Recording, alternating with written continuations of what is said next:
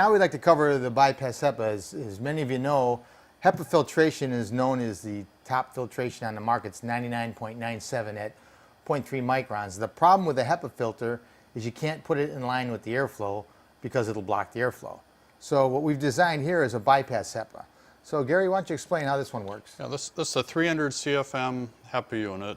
This can be mounted right on the return plenum or collar mounted. What you're basically doing is taking 300 CFM's air out of the return plenum into the unit through the pre-filter, through the blower, through a HEPA filter, and blowing it back in. So once you get below this unit on the plenum, nothing happens. So this is a zero static pressure solution, but yet you're removing the 99.97% at 0.3 microns out of the air, and it'll remove lower. So the way I look at it is you're taking, let's say it was a 1,000 CFM air handler, you're taking 30% of the air and literally taking everything out of it and blending it back in below. So it's a multiple pass operation like any other absolutely product, yeah. multiple pass thing, several air passes, and you have extremely clean air. So it's a great way to get the best technology into a system and yet not create any static I know pressure. they can't see it on camera here, but in the back here there's two rectangular holes. Really easy installation if you put it on metal duct, just like you would mount a humidifier. Just cut two rectangular holes. It's got a template, right? It has a template. And then they just screw it onto there. And then inside here, here I'll cover this. I like this removable door, especially if you're trying to install this with one guy. Oh yeah, it makes it so much easier to handle it when you're doing the install. Okay, so what we got in here? So we've got the pre-filter, blower motor, HEPA filter. The pre-filter and the HEPA filter are acting like mufflers. Because the sandwiched in between them. Correct, so that makes it extremely quiet.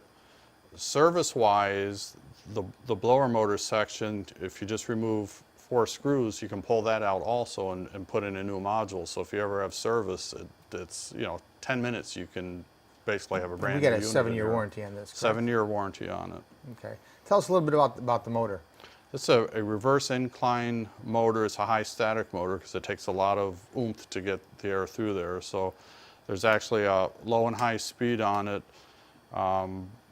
It'd be great to run it on high speed all the time, but if you put this on a system that has a variable speed blower on it, when we're taking 300 CFMs and we're blowing that right back in one part of the plenum, that makes some noise in that return. And when your system's heating and cooling and the system fans are amped up, this is completely invisible. But when that variable speed system idles down, you may hear some white noise. The white noise of the HEPA unit running. Some people it doesn't bother, but if it did bother them, you have that option to turn it down. You just put it on low. At low, it's 270 CFM, so it's not like it's cutting it in half. We just played with this and kept slowing it down until it became invisible, and the 270 CFM is where it was at. Couldn't hear it at all, right? So if it's an AC system where the fan always runs fast, then you can always leave it on high. But I tried on high, and if they're going to run continuous fan is where in a variable speed you may need low. If they're going to run in the auto mode and the fan's going to be on and off, then they can always run it on the high setting. So okay. It's just how do you get rid of any possible objection there could be. We always try to think of something. So.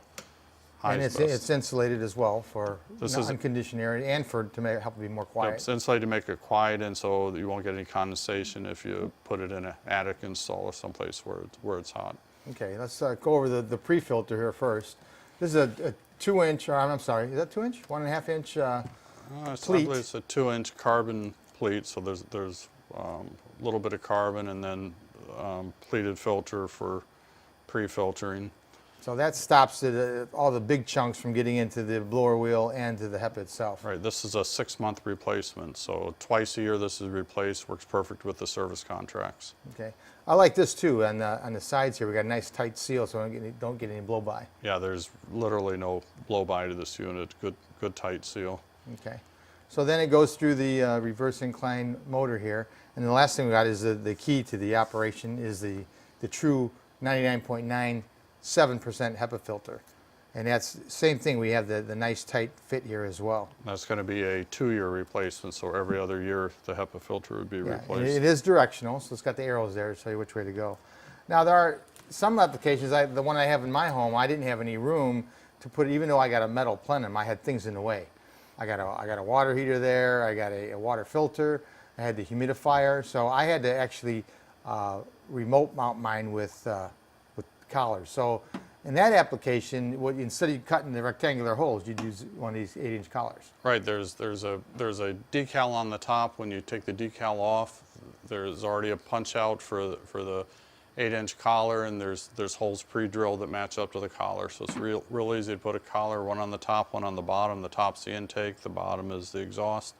Then you can take 8-inch hard pipe or flex and connect it to the system. The unit can be mounted in a lot of ways. You can mount it directly to a wall. You can hang it with chain.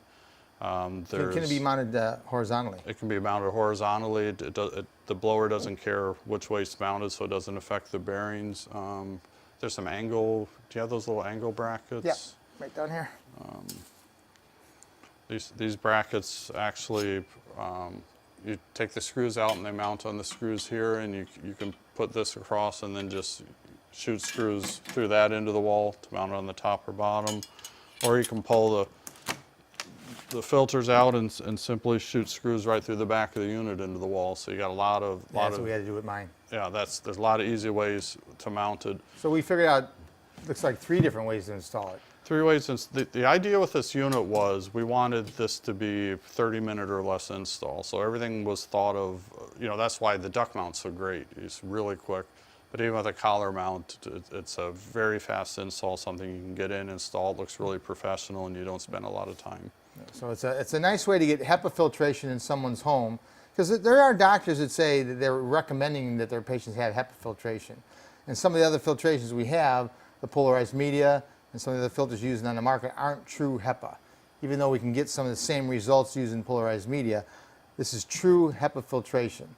Now keep in mind, we're running about 30% of the air through each pass, so you're not going to get HEPA filtered air per pass. Right, but we get multiple passes in every home. And then how about somebody's house that has hot water heat and they don't Right. have a forced air system? This could be installed as a standalone unit.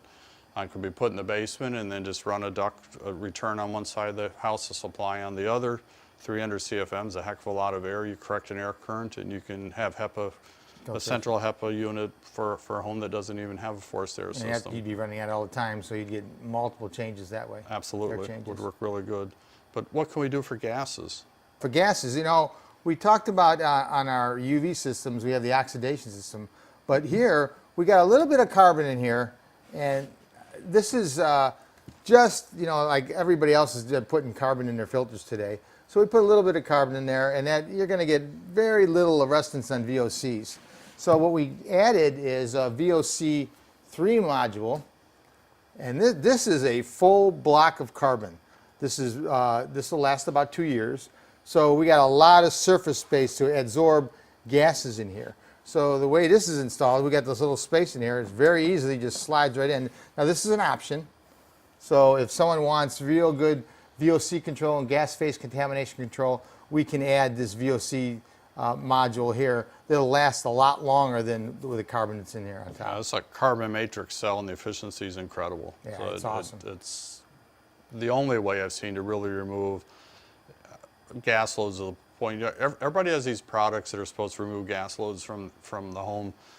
So we get it, we try it, and we go in with some good VOC meters, and you can never measure any improvement in the house. So if you can't measure it, it's not happening.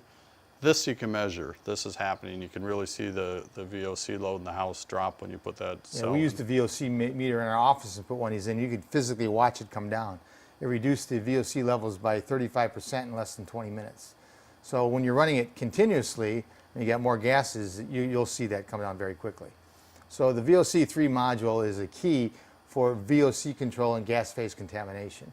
And here again, it is an option. We got a little bit of carbon in here, but don't oversell the carbon, just like we don't oversell the carbon in our polarized media. It serves its purpose, but really to get all those gases out of the air at high rates, you need a VOC3 module, which has enough surface space to make that happen. And then actually, if we put our oxidizing UV unit above this, that oxidant is going to come through and help recharge these carbon cells. That's an awesome way of doing it. All of our technologies tie together and improve efficiency. Right.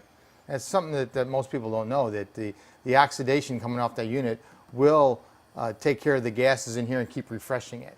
So this could almost last indefinitely, but you know, we still want to get it on a change cycle. We tell them 2 years. Without that, probably 3 to 5 years if you're using the oxidation with it.